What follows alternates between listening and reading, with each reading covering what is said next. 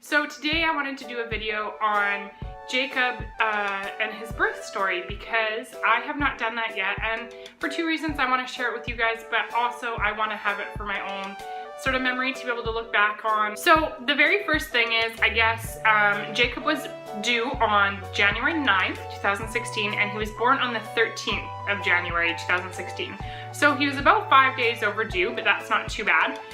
The couple of days leading up to him actually being born, I was contracting through the night and not during the day really though, and we went to the hospital a couple of times. We live an hour away from the hospital, and so my contractions are about 5 minutes apart almost every night, but then like I said, they would kind of taper off in the morning. Once I got to the hospital, they told me that no, you're definitely contracting, but you're only 2 centimeters apart, so you're really not far along for us to admit you. You can try going and walking and all that sort of stuff. And this was happening at like 3 in the morning.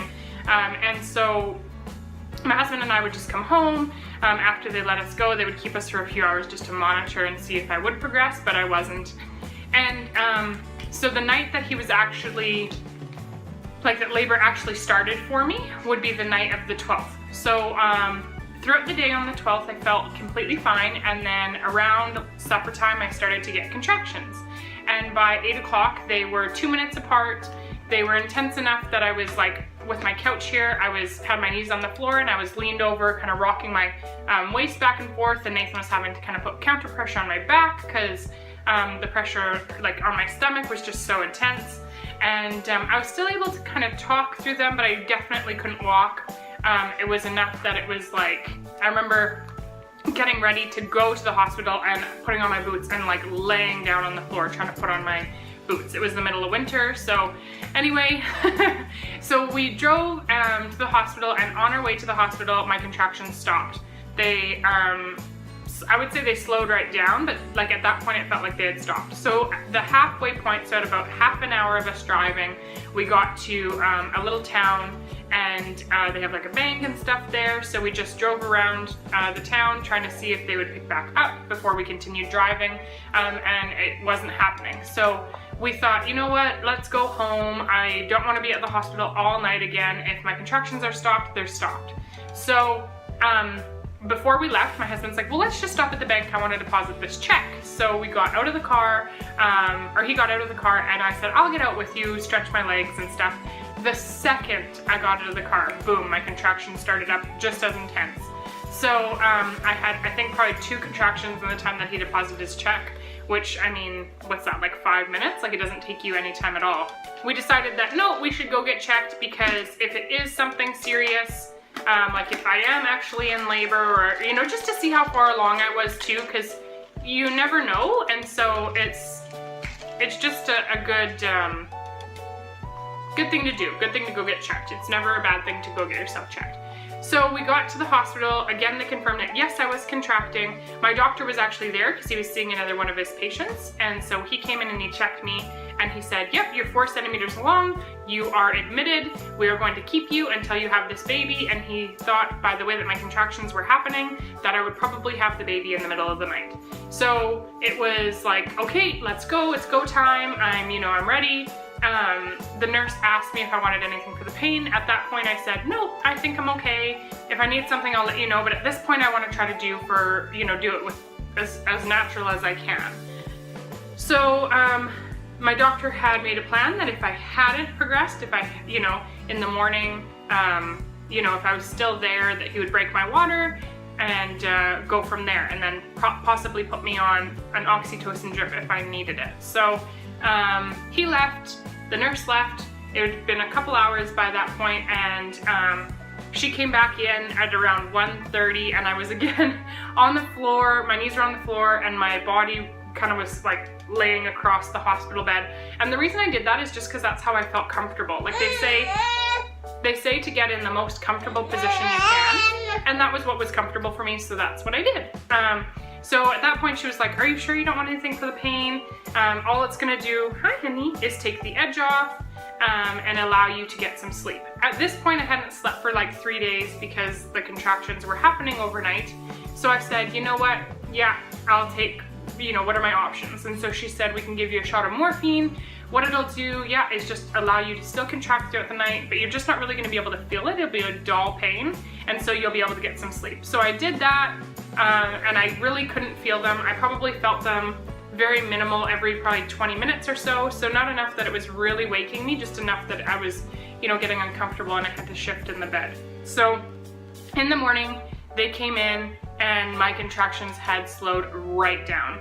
They were 20 minutes apart. I was really upset because I thought, I kind of feel like the morphine did that. Like they said that it wouldn't, but I was progressing so fast, so far, and yeah, after I had that shot of morphine, it just, everything slowed right down. So whether or not it was the morphine, I don't know. I don't know if I would get it again, but in that situation, I needed it. I did need the sleep to prepare me for the next day. My doctor came in, he checked me, I was still at a 4, so he broke my water and you know, got me to walk around the hospital. And he said if I hadn't progressed and my contractions weren't getting closer together, he was going to put me on the oxytocin drip by noon. I think it was 11:30 or noon. Around 11:30, the nurse wanted to check me. She checked me, I was still at a 4. They got me all set up and got my IV in and got me on the drip, and my doctor called and said he wanted them to be doubling it every half an hour, doubling the dosage of what I was going to be getting.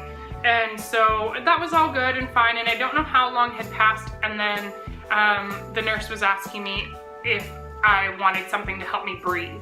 So what they can do is they can give you a gas mask, and basically it just helps you to focus on your breathing, and I needed that because I was a mess. I wasn't able to breathe through them.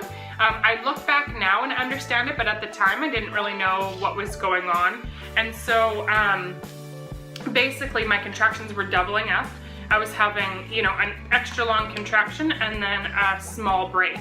So I was having maybe, you know, 2 minutes of contracting and then only a minute of a break. And so I was getting really exhausted and my body was getting really tired really fast. So at about 40 minutes after that, I was saying to them, you know what? No, I need something. I need something for the pain. I'm in a lot of pain. I remember like pressing, just like smushing the gas mask into my face, trying to breathe through it. And I was saying to them at that point that like, there's no way I can continue without something. I need something to take the edge off. And they're like, oh, okay, like the 2 nurses that were in there, we'll check you, we'll see how far along you are, then we'll give you your options about what you can have depending on, you know, where you're at and stuff. So they were kind of moseying along, and then the one nurse, you know, once she was finally ready, checked me, and I was at a 9.5. She was just like, oh, nope. You're not getting anything. I don't think they realized that I had progressed that fast. I didn't realize I had progressed that fast. It happened very quick. Like I said, I was put on the drip at noon, and this was probably around 2 o'clock that I was, like just after 2 o'clock, that I was contracting so bad that I got to, you know, a 5 to a 9.5. And they were like, that's a solid 9.5. So they were like, sorry, you're not getting anything. And I was like, what? Like, no, I need something. Like, I'm telling you, I'm at my limit. Like, I am done. I'm gonna need something to finish this off. And my poor husband was like staring at me like, sorry, love, like you can't have anything. And I remember feeling like really insecure and really unsure of myself. I thought I would be like, what, you need to give me something, like I'm in pain. But that wasn't the case. So I had 2 awesome nurses, one really young nurse and one nurse that was like a senior nurse. They were both amazing. The young nurse was with me the whole time, and the older nurse was the coach for the birthing process. So she did awesome. She was very stern, very strict, but very helpful and very to the point. And so I would just look at her for direction. She would tell me what to do, what I needed to do. You know, she'd be like, Morgan, you can do this. You've got this. You need to focus. Like, you need to calm down and focus because this baby's coming regardless. So you need to focus. She was just amazing. I just felt like I had somebody who I knew my whole life in there with me, and it was really, really, really nice. That hospital, I loved being in that hospital for the birth. So they kept having to flip me to my side, to put me on my side, because his heart rate was decelling, and so they needed to make sure that he was getting enough fluid and all that sort of stuff.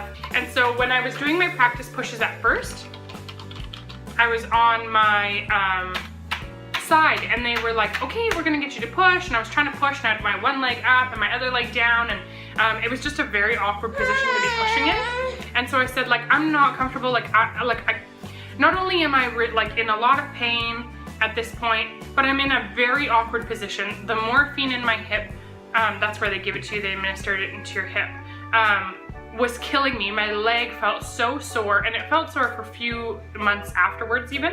And I remember thinking, like, this is ridiculous. Like, I feel like really awkward. Like, it just felt really uncomfortable and awkward. The nurse was like, okay, we'll flip you to your back. So she flipped me to my back.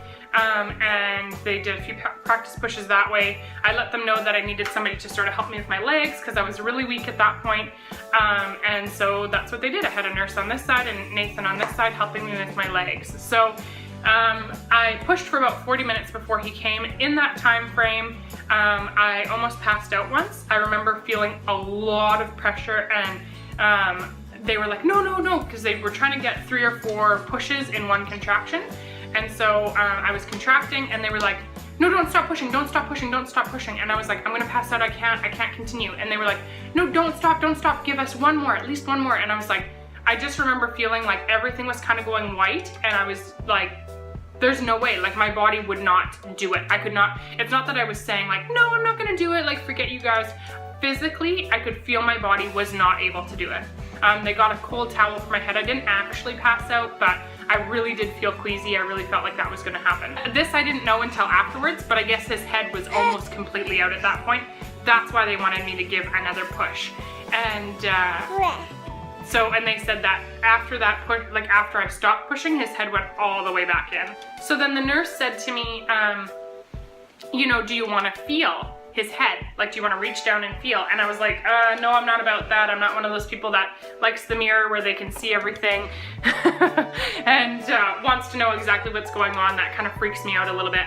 So she was like, are you sure? Like, it really will help you, Morgan? Like, it's, you know, and I was kind of just feeling like at that point, you know what? Yeah, I kind of want to feel it. You're kind of interested.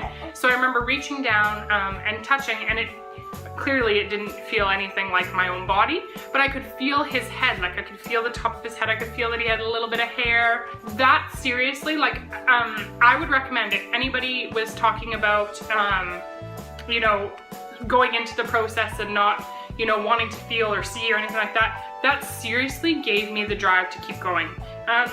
It wasn't long after that he was born, because I was like, oh my goodness, he's right there. Like, I want to hold him. I want to see him. I want to, you know, all that sort of stuff. So a couple more pushes and he was out. So right away they put Jacob on me.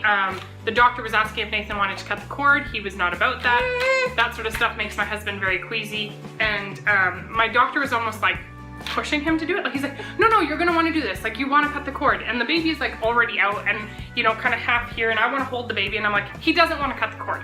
So after my doctor heard from me, he just cut the cord himself, handed Jacob to me. I asked right away what he was. They told me he was a little boy because I didn't know at this point. And so it was just so sweet. I remember placing him on my chest. At this point, they were a little worried about him. They thought he might have swallowed some meconium, which is just some poop in the sac. Plus, he was really like full of fluid.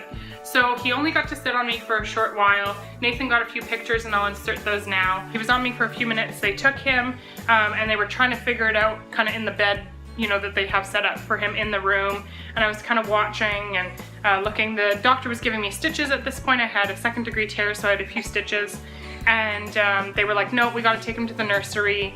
I'm really sorry, but we got to take him to the nursery and you know, go get him sort of sorted out. So I said to Nathan, like, nope, you can go with him, because he's like, do you want me to stay or should I go? And I was like, no, no, go ahead, like, go with him.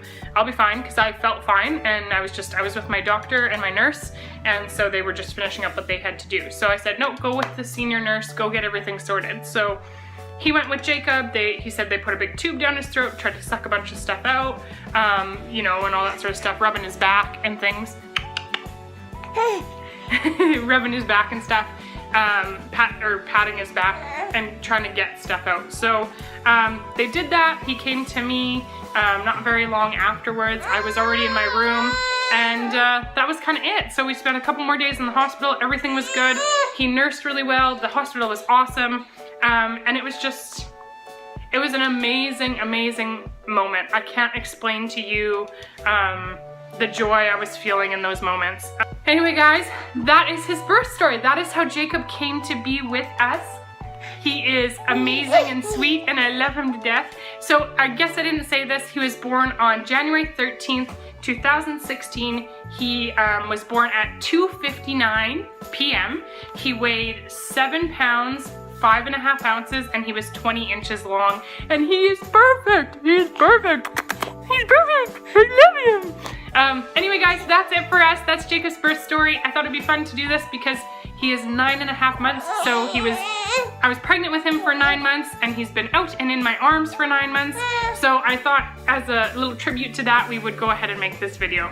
So anyway guys, thanks so much for watching. Go ahead and hit that subscribe button if you want to follow along our journey, and we will see you in our next video.